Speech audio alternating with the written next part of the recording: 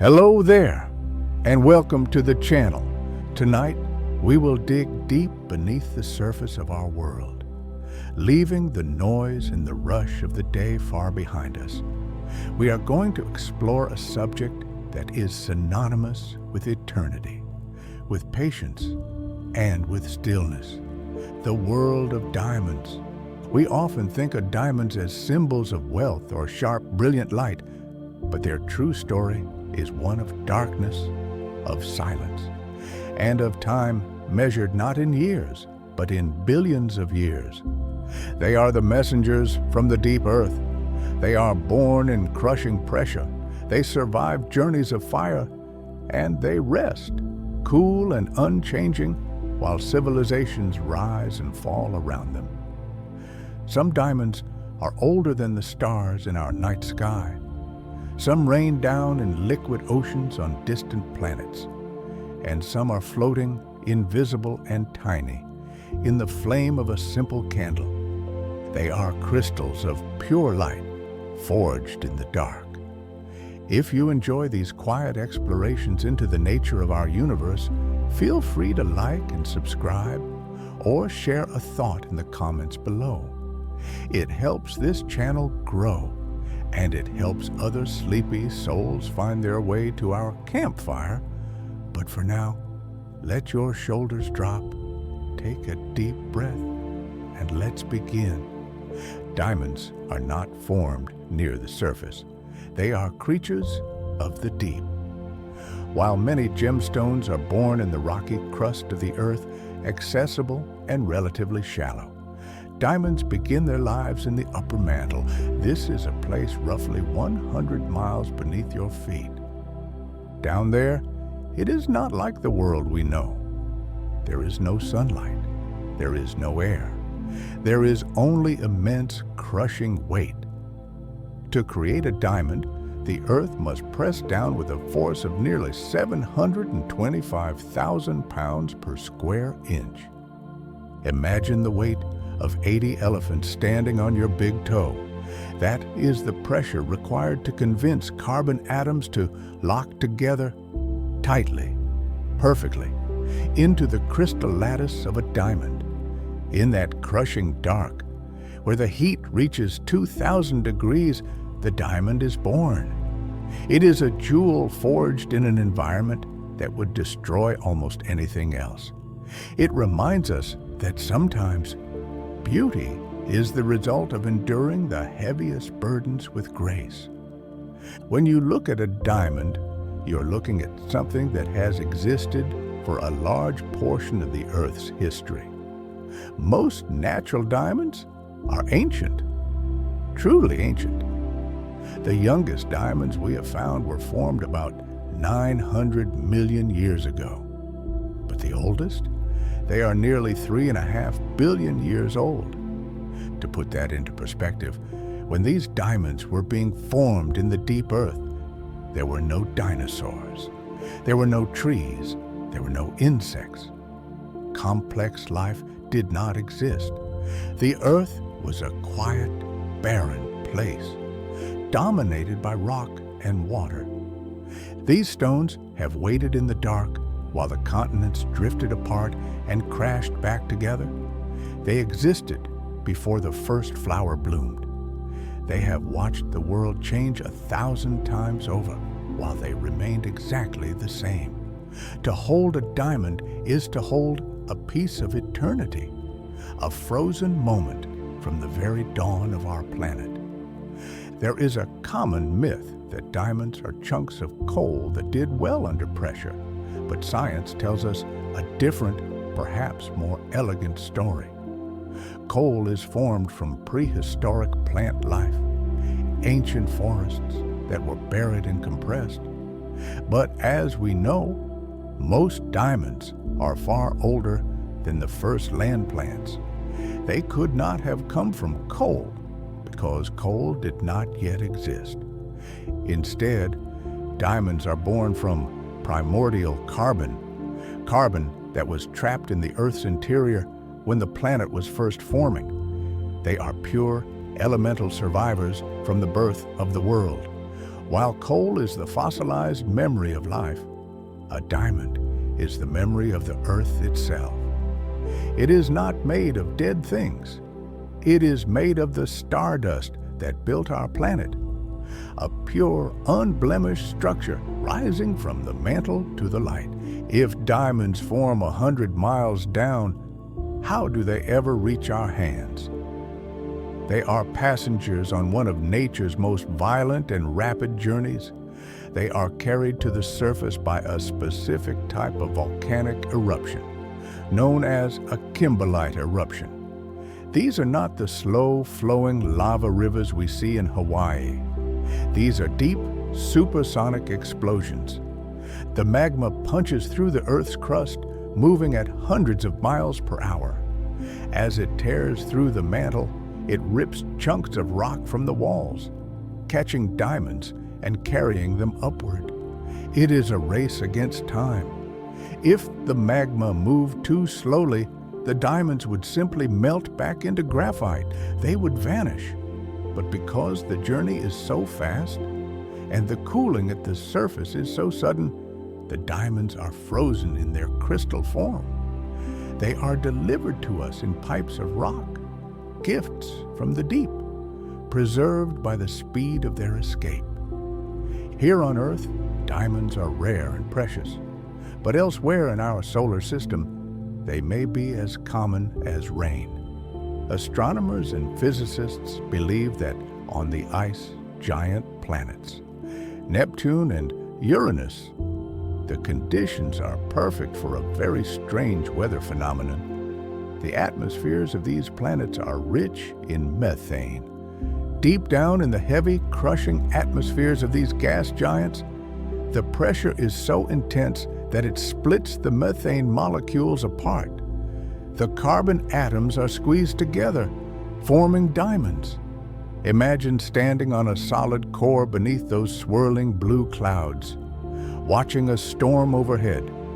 But instead of water droplets, millions of diamonds are falling from the sky, a glittering, silent hailstorm, sinking slowly toward the heart of the planet. It suggests that out there, in the cold vastness of space, the universe is filled with treasures that no human eye will ever see. You do not need to go to Neptune or dig a deep mine to find a diamond. You might just need to light a birthday candle. In a fascinating study, a professor of physics in Scotland discovered that the flame of a candle contains millions of tiny diamonds. As the wax burns, it releases carbon. For a fleeting fraction of a second, inside the glowing yellow part of the flame, that carbon forms into tiny nanoscopic diamond crystals. They are incredibly small, mere dust specks of dust, and they burn away almost the instant they are created, turning into carbon dioxide. But for that brief moment, a candle flame is shimmering with diamonds. Every time you blow out a candle, you are creating and destroying a galaxy of tiny gems. A reminder that beauty is often fleeting, existing only for the blink of an eye. If you were to touch a real diamond to your lip, it would feel startlingly cold. This is because diamonds have an extraordinary ability to move heat. They are thermal conductors. In fact, a diamond conducts heat better than copper, better than gold, better than almost any other material on Earth. When you touch it, the stone draws the warmth away from your skin instantly, dispersing it through the crystal lattice. This is one way jewelers used to test true diamonds. If you breathed on one, the fog of your breath would vanish instantly because the stone simply wouldn't stay warm enough to hold the condensation. This property makes them feel clean, sharp, and detached. They allow energy to pass through them without holding on to it. They remain cool, indifferent to the warmth of the world around them. We know diamonds interact with light, but they also have a unique relationship with sound because the atoms in a diamond are locked together so tightly, so perfectly. Sound waves can travel through them at incredible speeds. In the air, sound travels at about 340 meters per second. But inside a diamond, sound travels at an astonishing 12,000 meters per second. That is 35 times faster than it moves through the air you're breathing right now. If you could stand inside a diamond cathedral, a whisper at one end would reach the other side almost instantly. The stone is so rigid, so tense with its own strength, that it transmits vibration with zero hesitation. It is a material of hyperspeed, masquerading as a still stone. In the constellation of Cancer, about 40 light years away from where you are resting right now, there is a planet that astronomers call 55 Cancri A.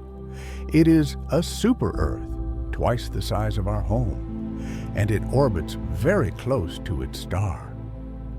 Because of the heat and the abundance of carbon in that solar system, scientists believe that a third of this planet's mass could be pure diamond. Imagine a world where the mountains are made of crystal, where the tectonic plates are sheets of diamond miles thick. It orbits its star so quickly that a year on this planet lasts only 18 hours. It is a world of heat, pressure, and endless glitter, a jewel floating in the dark sea of the galaxy. It reminds us that the Earth is just one version of reality, and that the universe is capable of creating wonders that defy our imagination. Have you ever wondered why a diamond sparkles more than a piece of glass? It is not just about being shiny. It is about how the stone interacts with the speed of light itself. A diamond has a quality known as adamantine luster. When light enters a diamond, it slows down dramatically. In the vacuum of space, light travels at 186,000 miles per second.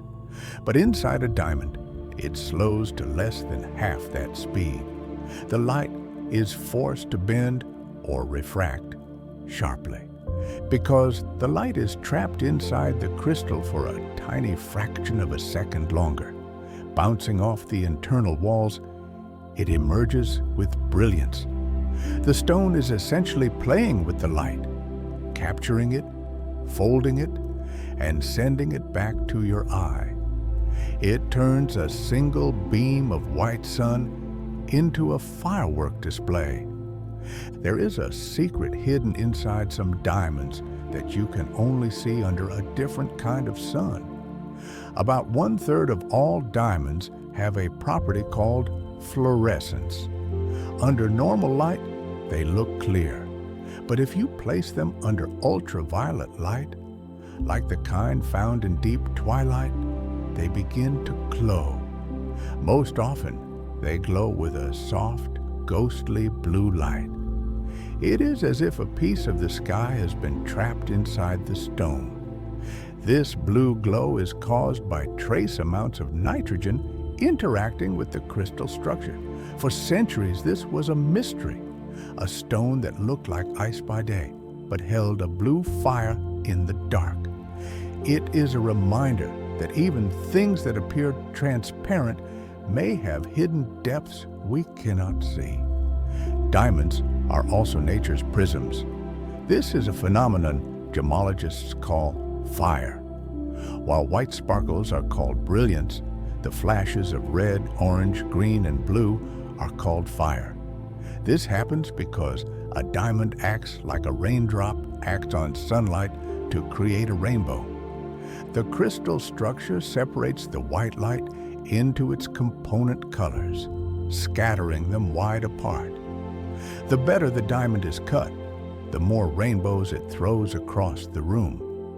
When you see those flashes of color, you are seeing the visible spectrum being torn apart and put back together, a tiny personal rainbow that never fades.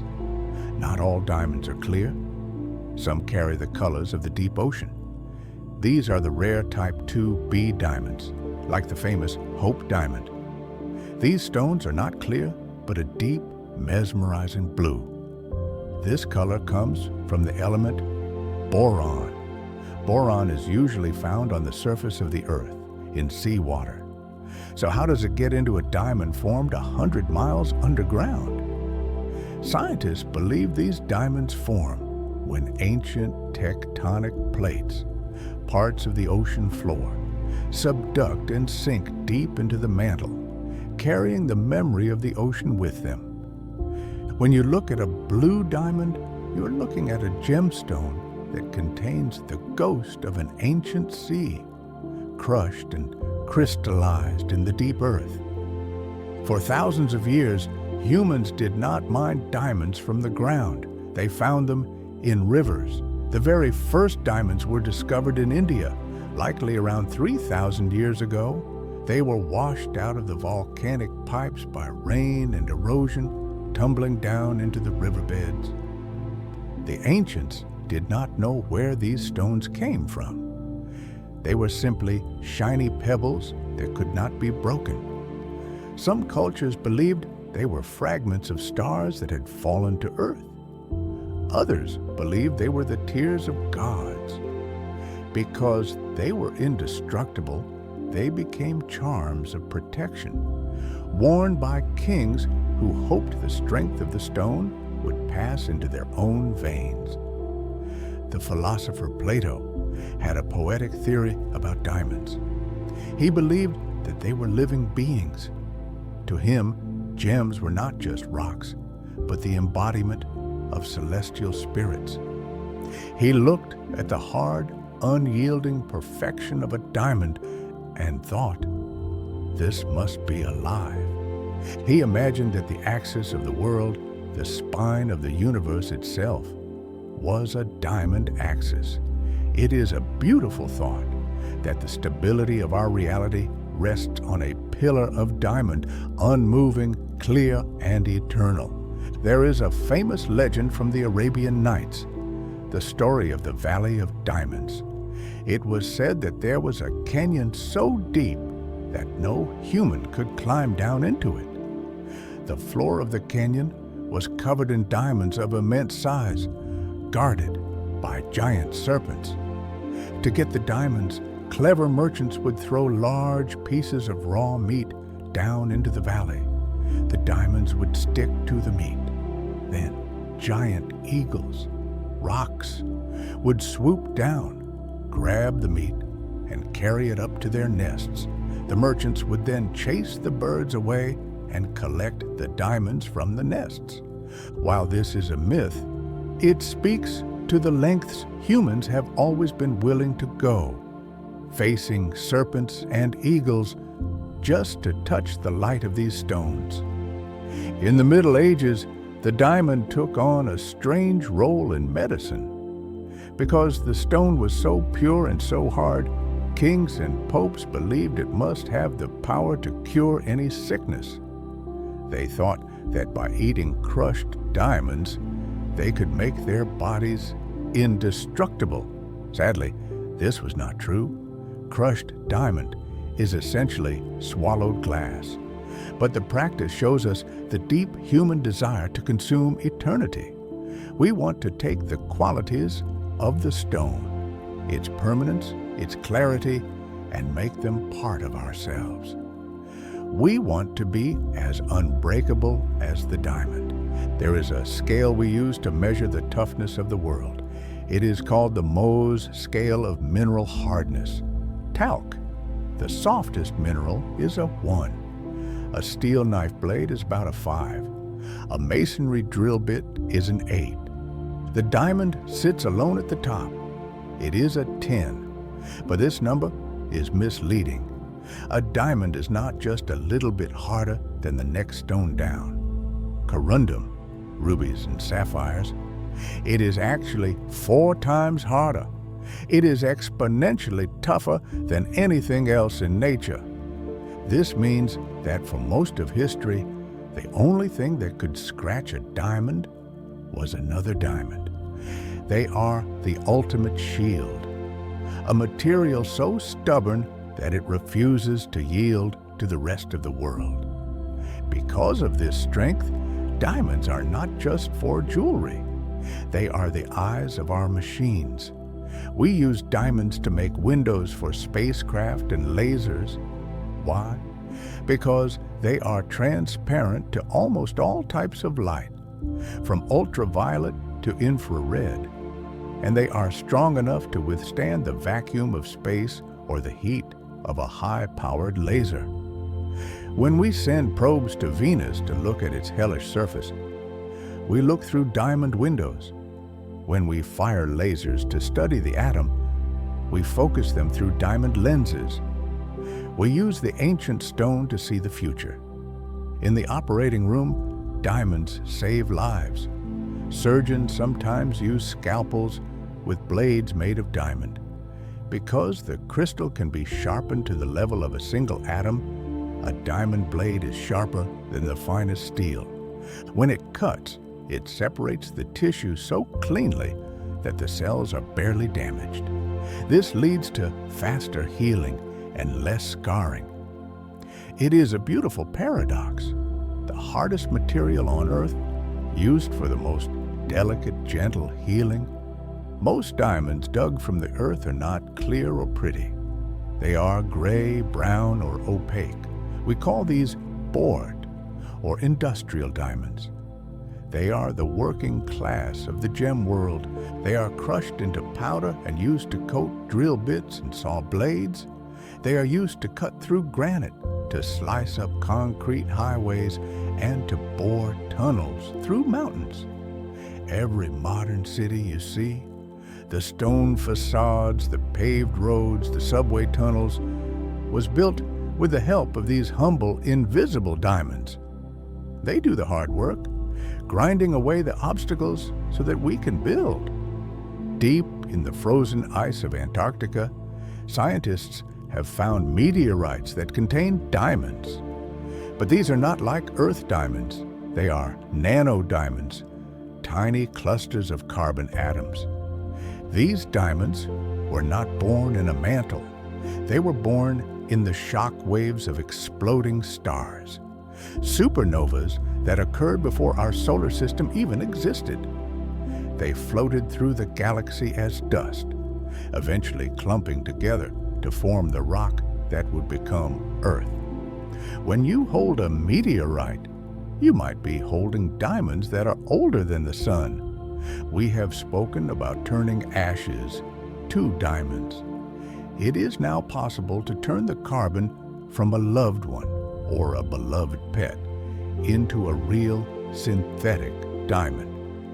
By isolating the carbon from cremated remains and placing it in a machine that mimics the heat and pressure of the deep earth, we can grow a new stone. It is a way of creating a permanent memorial, a way to take the memory of a life and crystallize it into something that can be held and kept forever. There is a star in the constellation Centaurus named BPM 37093. Astronomers have given it a nickname, Lucy, after the song Lucy in the Sky with Diamonds. This star is a white dwarf, the dead core of a star that was once like our sun. As it cooled and compressed, its carbon crystallized. Scientists believe that the core of this star is essentially a diamond the size of our moon. It is a 10 billion trillion carat diamond, floating silently in the dark. The largest gem in the galaxy, a cosmic heart that has stopped beating and turned to crystal. The future of computers may also lie inside the diamond. Scientists are researching how to use defects in diamonds, where a nitrogen atom replaces a carbon atom, to store quantum information. These nitrogen vacancy centers can hold data at room temperature, something that is very difficult for other quantum materials to do. It is possible that the supercomputers of the future, the machines that will solve the greatest mysteries of physics, will have hearts made of diamond. Red diamonds are the rarest of all. For every million diamonds found, only a few will be red. And unlike other colored diamonds, which get their color from chemical impurities, red diamonds are pure carbon. Their color comes from stress. During their journey to the surface, the crystal structure was twisted and bent so intensely that it changed the way it absorbs light, turning it a deep, bloody red. They are stones that have been through trauma and emerged with a rare and singular beauty. The blushing stone, colored by the pressure it survived. Green diamonds tell a story of radiation. These stones sat in the earth near radioactive rocks, like uranium, for millions of years.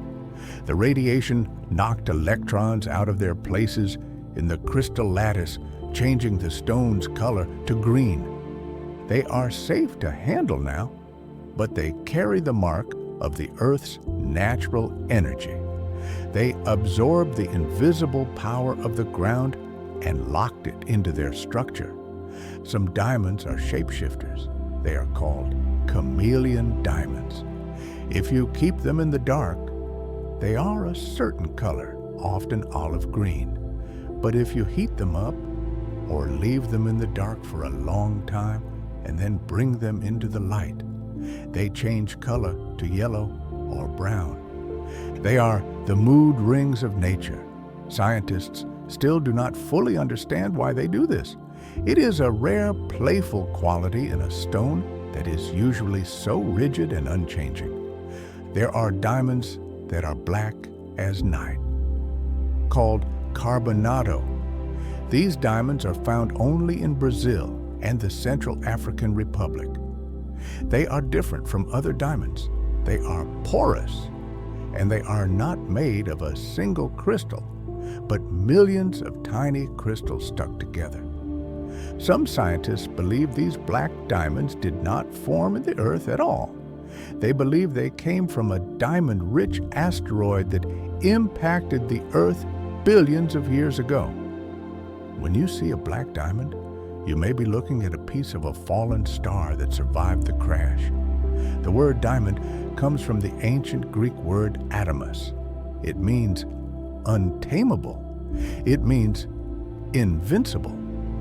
For a long time, the Greeks believed that the diamond could not be destroyed by fire or by iron. It was the one thing in the world that could not be conquered. This name carries a heavy weight. It suggests that the stone is not just a decoration, but a force of nature, a sovereign entity that refuses to bow to the elements. When you wear a diamond, you are wearing a piece of the untamable earth, a fragment of the world's stubborn refusal to break. There is a place in Namibia on the Skeleton Coast where the desert crashes directly into the cold Atlantic Ocean. For millions of years, the Orange River carried diamonds from the interior of the continent, washing them slowly, patiently toward the sea. When they reached the ocean, the currents swept them north, burying them in the beach sands. It is a strange and beautiful image. Diamonds hiding in the dunes, polished by the tide and the wind. In the moonlight, the sands of the Skeleton Coast do not just reflect the stars above. They hold their own constellations, buried in the silica, waiting for the waves to uncover them. We often think of diamonds as clear, white stones. But inside many diamonds, there are tiny imperfections called inclusions. Gemologists have a beautiful word for these flaws. They call them the jardin. This is the French word for garden. When you look into a diamond with a microscope, These inclusions often look like tiny leaves or feathers or needles of ice. They are not seen as mistakes, but as the stone's fingerprint. Each Jardin is unique. It is a frozen record of the chaos that happened during the stone's birth. A diamond without a garden is perfect, but a diamond with a garden has a history. It carries a landscape inside it. The largest diamond ever found was the Cullinan. It was pulled from the earth in South Africa in 1905. It was the size of a human heart. It was so clear and so large that the man who found it thought it was a piece of glass, a trick of the light. It weighed over 3,000 carats.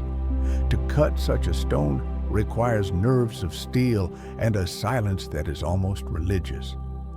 The cutter, Joseph Asher, studied the stone for months before he made a single move. He had to understand the grain of the diamond, the direction of its atoms. When he finally placed the blade to cleave the stone, it is said that the first blow broke the blade, but the diamond remained whole. On the second attempt, the diamond split perfectly, and Asher fainted from the relief. It reminds us that even the hardest things have a breaking point, if you know exactly where to touch them. There is a fascinating chemistry between diamonds and water. Diamonds are hydrophobic. This means they repel water. If you place a drop of water on a clean diamond, it will not spread out. It will stand up in a perfect round bead, trying to touch as little of the surface as possible. But diamonds are also lipophilic. They love oil and grease. This is why a diamond gets dirty so easily when you touch it. It pulls the natural oils from your skin and holds onto them. It is a strange personality for a stone. It rejects the water that sustains life, but holds onto the oils that mark our presence. Long before we understood the science of carbon, a French chemist named Antoine Lavoisier performed a famous experiment in the 1770s. He wanted to know what a diamond was truly made of. He took a diamond and placed it in a sealed glass jar filled with oxygen. He then used a giant magnifying glass to focus the rays of the sun onto the stone. Under the intense heat of the focused sunlight, the diamond did not melt like gold or iron. It simply vanished. It burned away completely, turning into carbon dioxide gas. It was a shocking discovery. The hardest substance on Earth was, at its core, the same material as the soot in a chimney. It showed that the difference between the common and the precious is often just a matter of structure. In the world of geometry, the diamond is a teacher. The carbon atoms in a diamond are arranged in a variation of a face-centered cubic crystal structure, often called the diamond lattice. Each carbon atom is connected to 4 others in a shape called a tetrahedron. This is a pyramid with a triangular base. It is one of the strongest structural shapes in the universe. Because each atom is holding hands with 4 neighbors, there are no weak points. There is no room for the atoms to slide past each other. This geometry is the secret of its strength. It is a lesson in connection. Strength does not come from standing alone. It comes from being perfectly connected to those around you. While diamonds are famous for their hardness, they are also quite brittle. This seems like a contradiction. How can something be the hardest material but also breakable? Hardness measures resistance to scratching, but toughness measures resistance to shattering. If you were to take a hammer and hit a diamond, it would shatter into 1,000 pieces. This is because of its rigid structure. It cannot absorb the shock. It cannot bend. It can only be what it is, or it can break. There is a fragility in perfection.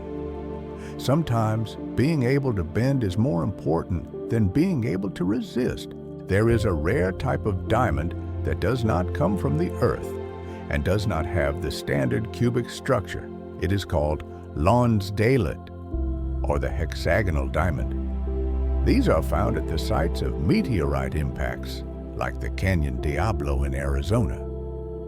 When a meteorite slams into the earth, the heat and pressure are so sudden and so extreme that the graphite in the ground is shocked into a diamond structure, but it retains the hexagonal shape of the graphite. Some scientists believe that pure Lonsdaleite would be even harder than a regular diamond. It is a stone born not from the slow patience of the mantle, but from the sudden violence of the stars meeting the earth. Let us speak of the cut. A rough diamond, fresh from the ground, often looks like a cloudy pebble. It does not sparkle. To release the light, it must be cut. The most famous cut is the round brilliant, developed by a mathematician named Marcel Tolkowski in 1919. He calculated the exact angle necessary to reflect the most light back to the eye. He found that if a diamond is cut too deep, the light escapes out the bottom. If it is cut too shallow, the light escapes out the sides. It must be cut to perfect proportions to hold the light. In this process, a rough diamond can lose half of its weight. We grind away 50% of the stone to reveal its beauty. It is a sacrifice. We give up size to gain brilliance. We strip away the excess to find the light hidden in the center. In the traditions of Buddhism, specifically the Vajrayana tradition, the diamond is a powerful symbol. The word Vajra means both thunderbolt and diamond. It represents a state of mind that is indestructible and clear. A diamond mind is one that cuts through illusion. It is sharp, transparent, and cannot be stained by the world. In this view, the diamond is not a possession to be locked in a vault. It is a metaphor for the potential of the human spirit to be hard enough to withstand suffering and clear enough to let the light of wisdom pass through without distortion. There is a crater in Russia, the Popigai crater, that contains trillions of carats of industrial diamonds. It was created by an asteroid impact 35 million years ago. For decades, the existence of this crater was a state secret. The diamonds there are known as impact diamonds. They are usually small and not suitable for jewelry, but they are incredibly hard. It is a massive treasure chest hidden in the frozen tundra of Siberia. It sits there largely untouched, a testament to the cosmic forces that shape our planet, a reminder that wealth is often hidden in the most desolate and lonely places. Have you ever looked closely at the shape of an hourglass?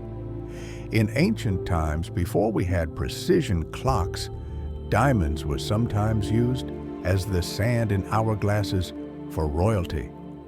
Because diamond dust is so hard and smooth, it does not clump together like sand or wear down the glass. It flows at a perfect, constant rate. Imagine measuring your life not in grains of sand, but in fallen diamonds, seconds slipping away in a stream of indestructible light. It adds a strange weight to the concept of time. Each moment is precious, clear, and once it falls, it cannot be gathered back in quite the same way. The color of a diamond can tell you about the history of the atmosphere. Nitrogen is the most common impurity in diamonds, giving them a yellow tint. This nitrogen was trapped in the stone billions of years ago. By analyzing the nitrogen in diamonds of different ages, scientists can learn about the chemistry of the ancient Earth. The diamond is a time capsule. It trapped a breath of the ancient world and held it safe, while the oceans boiled and the mountains rose. When we study them, we are reading the diary of the planet. There is a legend concerning the Koh-i-Noor diamond, one of the most famous stones in the world. Its name means Mountain of Light. It has passed through the hands of Mughal emperors, Persian shahs, and British queens. There is a superstition that he who owns this diamond will own the world, but will also know all its misfortunes.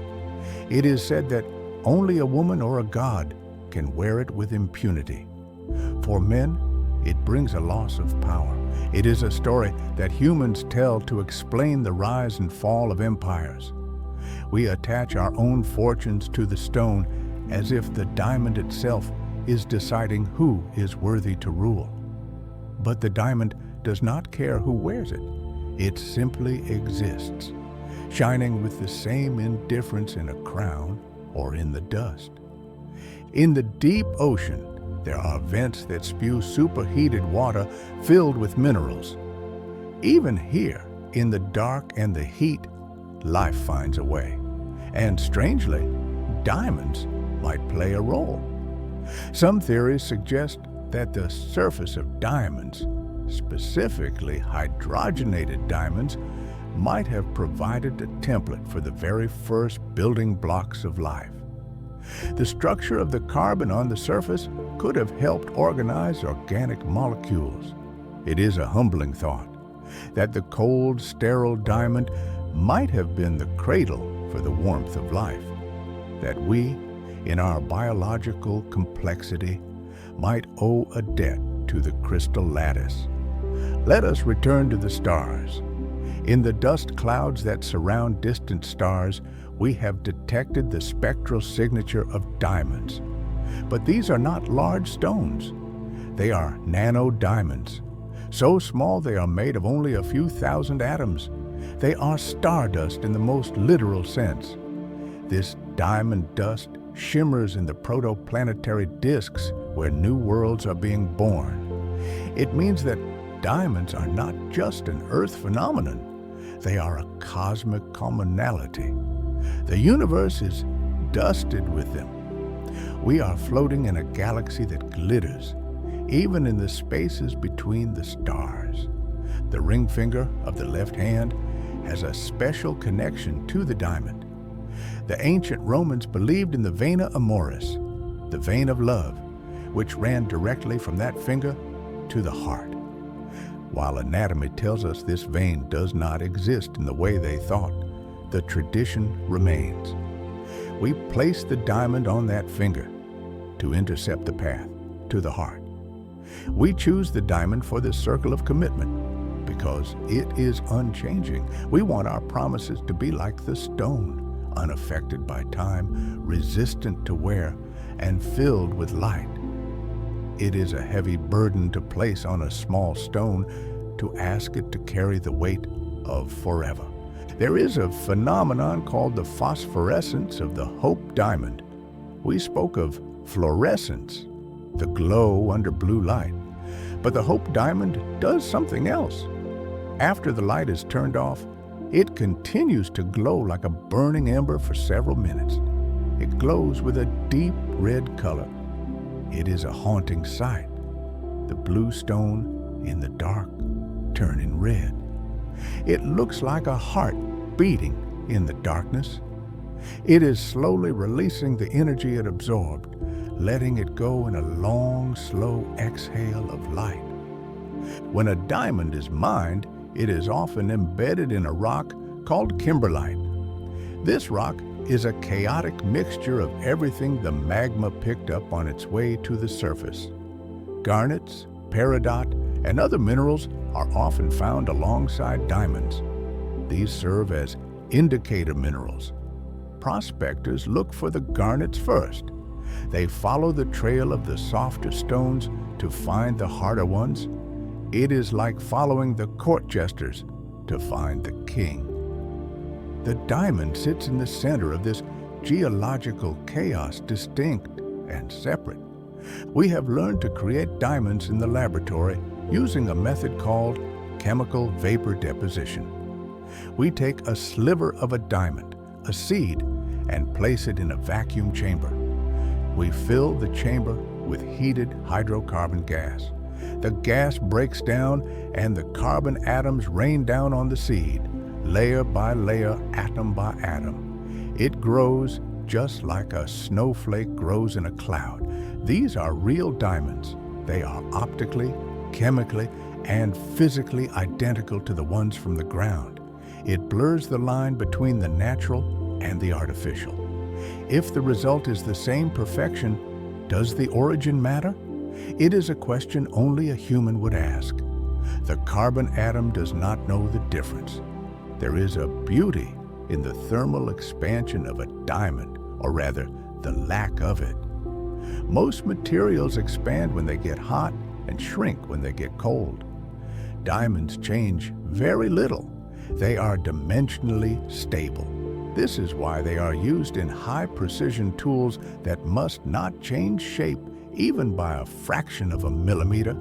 In a world that is constantly expanding and contracting, pushing and pulling, the diamond holds its ground. It keeps its shape. It remembers its form. Think of the journey of the carbon atom. It was once part of a star, then it was part of the molten earth. Then it was locked in a crystal prison for 3 billion years. Then it was shot to the surface in a fountain of fire. Then it was found, cut, polished, and set in a ring. And one day, far in the future, it will degrade back into graphite, and eventually the earth will swallow it again. It is a long, slow cycle, a breath in and a breath out. We are lucky enough to witness the moment of its greatest clarity. We are seeing the diamond in the brief, sparkling pause between the darkness of the mantle and the darkness of the dust. The silence of a diamond is a profound thing. It does not vibrate with the hum of electronics. It does not rust or decay. If you leave a diamond in a box for 1,000 years, it will be exactly the same when you open it. It is a stillness that we can scarcely comprehend. We are creatures of constant change. Our cells regenerate, our hair grows, our thoughts shift like clouds. To look at a diamond is to look at something that has solved the problem of existence. It has found a shape, and it has decided to keep it. We have spoken of how humans learned to mimic the Earth's patient work. But the story of the first reproducible synthetic diamond is one of intense rivalry and isolated genius. The official announcement of the first human-made diamond came in 1955 from the General Electric Research Laboratory. The scientist who actually cracked the code was a quiet, determined chemist named H. Tracy Hall. He worked with a makeshift modified press, famously leaking water and barely holding together, which he called the belt apparatus. While his colleagues worked on massive, expensive machines, Hall pursued his own small, focused experiment. On December 16, 1954, using graphite as the carbon source and iron sulfide as a catalyst, he achieved the conditions. Nearly 100,000 atmospheres of pressure and 1,600 degrees Celsius. The result, upon cracking open the tiny chamber, was a scattering of dust-like octahedral crystals. They were small, but they were real diamonds. It was a secret born not of corporate might, but of quiet, persistent conviction. The stone, a symbol of permanence, was first duplicated by a scientist who refused to give up on a hunch. This ability to withstand pressure and generate unique properties is often a matter of the diamond's internal flaws. We discussed nitrogen vacancy centers, but consider the most basic defects: vacancies and interstitials. A vacancy is simply a carbon atom missing from its rightful place in the lattice, leaving a tiny, empty hole. An interstitial is an extra carbon atom squeezed into a space between the existing atoms. These imperfections are crucial. They dictate color, electrical properties, and even the stone's potential for quantum computing. The most valuable work of the diamond often depends not on its perfection, but on the precise geometry of its missing or misplaced parts. There is a mysterious optical phenomenon known as triboluminescence. The word comes from the Greek for to rub and the Latin for light. Triboluminescence is the light produced when a material is subjected to mechanical stress, such as being rubbed, scratched, or crushed. While rare in a finished stone, this light can sometimes be observed during the cutting and polishing of a diamond.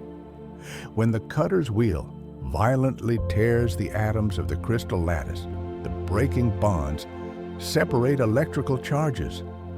As these charges instantly recombine, they ionize the surrounding air, creating a momentary faint flash of light. The stone silently screams in a flash of cold light as its structure is changed, a secret momentary pulse visible only in the dark of the cutting room. The science of diamond color is deeply tied to the movement of these trace elements, especially nitrogen. While single, isolated nitrogen atoms, C centers, can cause a deep yellow color. Most common yellow diamonds are colored by N3 centers. This is an aggregate of 3 nitrogen atoms clustered around a single, vacant lattice site. Geologists have learned that this aggregation is a function of time and temperature. Over millions of years, the intense heat of the mantle causes the nitrogen atoms to migrate and slowly clump together. The resulting yellow color is literally a sign of how long the stone has been slowly cooking in the deep earth, a clock made visible by the migration of atoms. The small cousins of the gem-quality stone, nanodiamonds, are finding an astonishing role in medicine. Because they are biocompatible and non-toxic, these tiny nanoscopic diamond fragments are being developed as drug delivery systems. Their highly complex, flexible surface allows them to be chemically modified to attach specifically to therapeutic drugs, such as chemotherapy agents. Because the nanodiamonds can sometimes cross barriers in the body, such as the blood-brain barrier, they may be able to deliver drugs with incredible precision, acting like a tiny armored vehicle, carrying its precious cargo directly to a diseased cell. The hardest substance on Earth is being used for the most delicate healing. The story of diamond mining is often told as the search for the kimberlite pipe. But for much of history, and still in many parts of the world, diamonds were retrieved through alluvial mining. This is the process of extracting diamonds that have been washed out of the primary kimberlite pipe by water and carried downriver, eventually settling in riverbeds or coastal sands. Alluvial diamonds are often older, tougher, and more perfectly shaped because only the strongest stones survive the long, violent journey of erosion and transport. Pipe mining digs up the source, but alluvial mining relies on the patience of the river. It is a slow, quiet, natural sorting process that rewards the most resilient stones. We know that a diamond is chemically inert, meaning it doesn't react easily with other substances. This property makes the diamond an ideal material for maintaining stability in the most sensitive scientific instruments, such as atomic clocks. These clocks rely on the precise, predictable oscillation of an atom to keep time. Researchers are now developing atomic clocks that use the diamond's perfect, rigid crystal lattice as a foundation. By using the nitrogen vacancy centers in a diamond to stabilize the quantum state of nearby atoms, they are creating clocks that will remain stable and accurate for incredibly long periods, effectively using the diamond's eternity to measure time itself. The surface of a diamond is unique because it is one of the few materials that can be hydrogen terminated.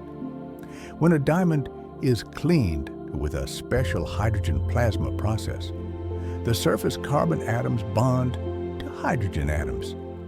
This subtle change dramatically alters the diamond's properties, making it an insulating material into a true P-type semiconductor. This ability to control the surface chemistry at the atomic level is vital for the use of diamonds in advanced electronics. It shows that the true nature of the diamond, whether insulator or conductor, can be changed by adding a single layer of the universe's simplest element. The way that diamond powder is used in industry extends to the creation of the most sophisticated optics. High-quality diamond dust is critical for polishing the glass and sapphire lenses used in satellites, powerful telescopes, and high-precision cameras. Only a material as hard as diamond can create the perfectly smooth, scratch-free surface required to focus light with minimal distortion. The ability of the diamond to cut itself is leveraged to create the lenses that allow us to see the furthest reaches of the universe. The messengers from the deep earth help us look out to the deep space. The concept of a diamond's cleavage plane is one of its great paradoxes. Despite being the hardest material, a diamond can be split perfectly along specific atomic planes. Cleavage refers to the plane of weakness, where the bonds between the carbon atoms are slightly less dense than the bonds in other directions. Historically, a cutter would carefully study the rough stone to find this plane. With a precise, sharp blow of a steel blade, a large diamond could be perfectly divided along this plane, often saving months of slow sawing and polishing. It is a moment of extreme tension, where the diamond yields instantly to violence, but only if the blow is delivered with perfect knowledge of its internal structure. For centuries, the only way to cut and shape a diamond was to use another diamond. The ancient Indian diamond centers developed specialized tools using small, sharp diamond splinters set into handles to slowly and laboriously grind facets onto rough stones. This was a process measured in weeks and months, not hours. The concept of diamant contra diamant, diamond against diamond, was not just a technique, it was a philosophical statement. It suggested that a diamond could only be mastered by an equal, that its shape could only be defined by a patient struggle against its own self. The highest standard of color for a fancy-colored diamond is not D, but the rarest of the rare. These are the stones graded fancy vivid.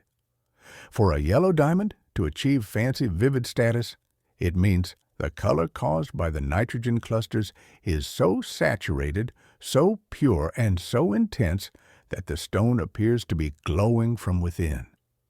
These are stones that have absorbed every possible wavelength of blue light, reflecting back only the most brilliant saturated yellow.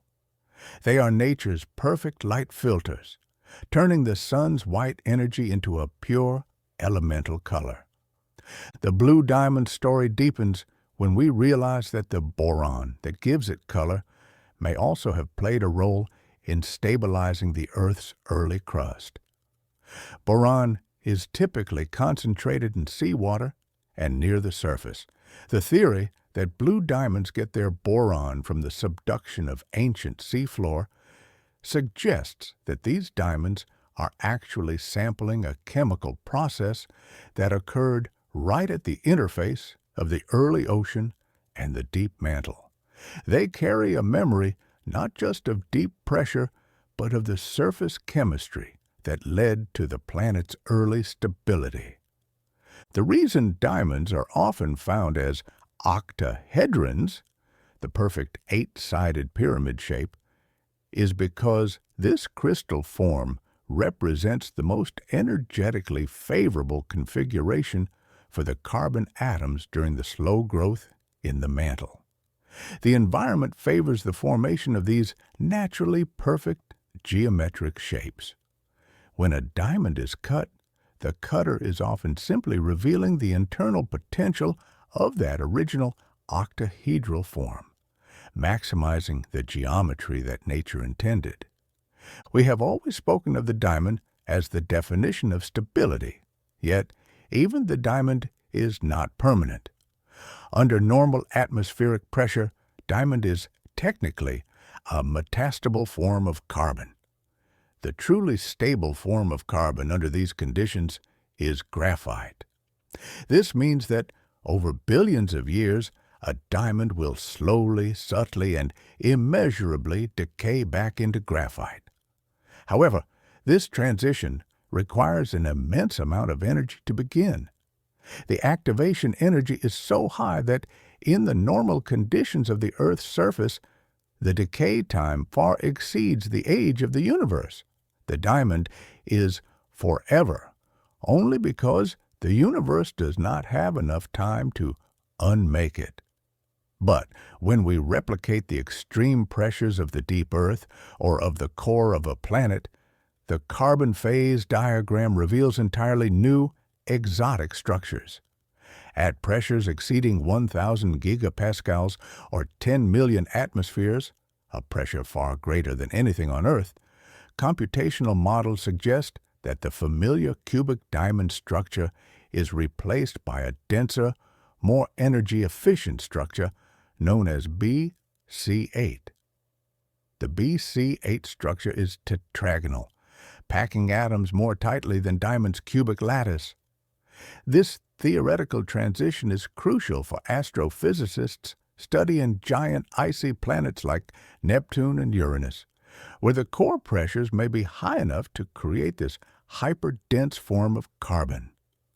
The diamond, which defines perfection on our planet, is only a temporary stage in the physics of the wider cosmos. The precise point where a diamond melts is a complex and contested area of high-pressure physics. Simulations have shown that when subjected to extreme shock waves, the diamond begins to melt at temperatures around 7,900 Kelvin and pressures near 680 gigapascals. The process is not a clean, singular transition. Instead, it occurs across a massive solid-liquid coexistence region spanning nearly 400 gigapascals of pressure, involving a temporary, complicated triple point where diamond, the BC8 solid, and liquid carbon all exist simultaneously. To melt a diamond requires a level of force that fundamentally changes the rules of chemistry itself. Let us return to the kimberlite pipe, the silent chimney that brought the diamonds to the surface. Miners recognized two distinct layers in these pipes, the yellow ground and the blue ground. The yellow ground was the upper layer, easily broken apart, where the kimberlite had been heavily weathered by surface water, staining it yellow with limonite, iron oxide. The blue ground was the unweathered rock below, a hard, dense, serpentinized kimberlite that required blasting and crushing to release its treasure. The simple difference in color marked the difference between two entirely separate methods of mining and decades of effort. The color of the dirt told the entire financial story of the mine. The depth of some of the kimberlite pipes is staggering, extending far beyond the deepest mines. While the deepest point of formation is typically around $150 per kilometer, the pipes themselves can have roots that originate from 150 to 450 kilometers deep, in the mantle. This depth is critical because it explains why kimberlites are so rare. They must be sourced from a layer that has been anomalously enriched with volatile elements like water and carbon dioxide, allowing for the rapid, explosive ascent that preserves the diamonds. The diamond is a passenger on a geological elevator that begins near the deepest, most exotic compositions of the Earth's interior. The chemical inertness of the diamond extends to its use in extreme environments where almost all other materials fail. Its resistance to chemical attack means that specialized diamond films are now being used in wastewater treatment and pollution detection. Diamond electrodes, often doped with boron, are placed into highly corrosive or contaminated water. Because the diamond electrode can withstand the extreme chemical reactions that occur, it can efficiently break down persistent organic pollutants that are resistant to conventional methods. The diamond is the perfect chemical weapon, a non-reactive tool used to induce the most violent and necessary purification reactions. The acoustic properties of diamond are not just used in speaker cones, they have opened a new field of science called optomechanics. This involves creating microscopic mechanical resonators out of diamond, tiny vibrating beams or cantilevers. Because diamond is so stiff, these resonators can vibrate at extremely high frequencies with very little energy loss. Researchers can then use lasers to read the vibrations, effectively cooling the mechanical motion down toward its quantum ground state.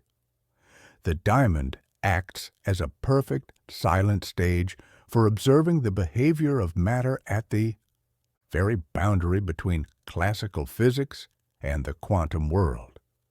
The thermal conductivity of diamond, which is the highest in the world, is largely due to phonons. Phonons are not physical particles. They are quantum mechanical descriptions of the collective vibration of the crystal lattice. In diamond, the atoms are so strongly and regularly bonded that these vibrations can carry energy or heat with almost no scattering or loss. This mechanism is fundamentally different from how metals conduct heat, which rely on the movement of free electrons. Diamond's efficiency is a result of the perfect, silent choreography of its atoms. The creation of the highest quality synthetic diamonds often relies on the presence of atomic hydrogen in the CVD chamber. While the final product is pure carbon, the hydrogen gas plays a paradoxical role. The energetic hydrogen atoms strip away any graphite that tries to form on the surface of the growing diamond, because hydrogen etches graphite far faster than it etches diamond. Hydrogen acts as a kind of chemical cleanup crew, ensuring that the pure, thermodynamically unstable diamond phase is maintained, molecule by molecule.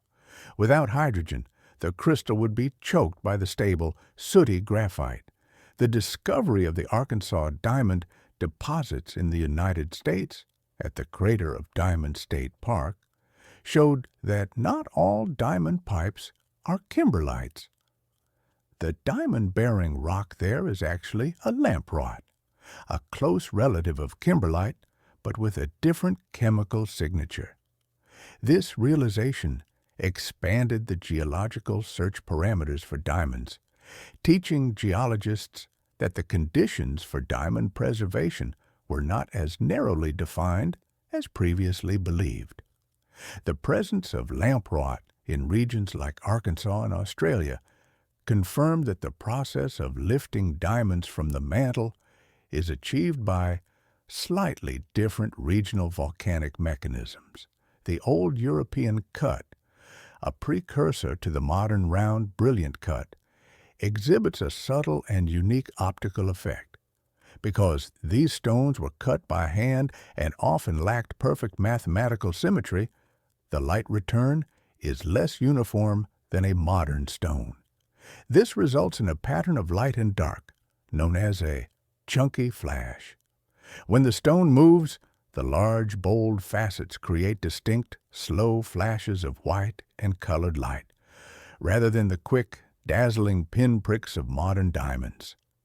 These stones carry the aesthetic of the age of candlelight, where soft, slow movements were valued over sheer speed of light return. The extreme hardness of the diamond is applied to the very tools used to manufacture the stone itself. Diamond wire drawing dies, small blocks of diamond with a precisely drilled hole, are used to reduce the diameter of metal wire. Copper, gold, or even tungsten is pulled through the hole. And because the diamond is so resistant to wear, the resulting wire has a perfectly uniform thickness for thousands of kilometers. These dies are essential for producing the ultra-fine wire used in computer chips, medical instruments, and advanced electronics. The diamond is the silent, unyielding template for the uniformity of the modern world. The refractive index of 2.417 that defines the diamond's brilliance is actually measured with respect to a very specific yellow light, known as the D line of the sodium spectrum. This standard is used because the speed of light changes slightly depending on its color wavelength. The use of this single, precise wavelength ensures that the measurement of light bending, the diamond's most characteristic optical property, is always consistent, a subtle nod to the physicist's need for an absolute, unchanging standard in a constantly fluctuating universe. The ability of diamond to withstand high temperatures in air is severely limited because it will oxidize back into carbon dioxide around 850 degrees Celsius. However, if the diamond is kept in an inert atmosphere, such as pure nitrogen or argon gas, it can withstand temperatures exceeding 1,500 degrees Celsius without structural degradation. This chemical vulnerability in oxygen is the final proof that diamond is pure carbon, a fact discovered by Lavoisier. The diamond is a symbol of fiery strength, yet it must be protected from the quiet, persistent presence of the air we breathe. The use of polycrystalline diamond, PCD, in industrial drilling, which is made from sintered microcrystals, is valued not just for hardness, but for its fracture toughness. While a perfect single crystal diamond can be cleaved along its plane of weakness, PCD, with its random orientation of millions of tiny grains, contains no continuous cleavage planes. When stress is applied, the force is immediately scattered across grain boundaries, making the PCD tool far more resistant to catastrophic cracking. In the chaos of the oil drill and the rock cutter, combined strength proves to be more durable than single crystal perfection. The largest single crystal diamond ever grown by humans, for research purposes, was created to study its potential as a material for high-power lasers. The absence of internal defects and inclusions means the laser beam can pass through without scattering or absorption, preventing the material from overheating and destroying itself. This high purity allows the laser to achieve extreme power and focus. The diamond, which captures the light of the sun, is now used to control and amplify the brightest light generated by human technology. The history of the famous diamonds is often tied to the concept of invincibility, stemming from the Greek word adamas. The ancient belief was that a diamond could repel poisons, banish bad dreams, and protect the wearer in battle. This belief was not merely superstition, but a philosophical conclusion drawn from the diamond's physical properties. Because the stone was seen as the only thing in nature that fire could not burn and steel could not scratch, it became the material symbol for absolute, unyielding virtue. The psychological power of the diamond derived directly from its physical resistance. The study of diamond twinning reveals a fascinating geological event. Twinning occurs when a diamond crystal begins to grow, stops, and then restarts its growth on a different crystallographic plane. The resulting stone is a perfect mirror image of itself along that plane, often forming a flat, triangular shape called a macle. These macles are rarer in nature, and their occurrence is often linked to a sudden change in the temperature or pressure regime during the diamond's long genesis. They are stones that carry the memory of an interruption, a quick momentary shift in the deep earth environment. And so, we leave the diamond at the boundary of its own existence, a symbol that is at once the purest expression of structure and the most complex container of the Earth's violent history. The facts have piled one upon the other, layer by layer, just as the atoms built the crystal lattice, quiet, slow, and inevitable. Now, let this deep knowledge act as a weight, grounding your mind. Let the complexity recede, leaving only the simple, final stillness. Settle into the quiet perfection of the night. Good night.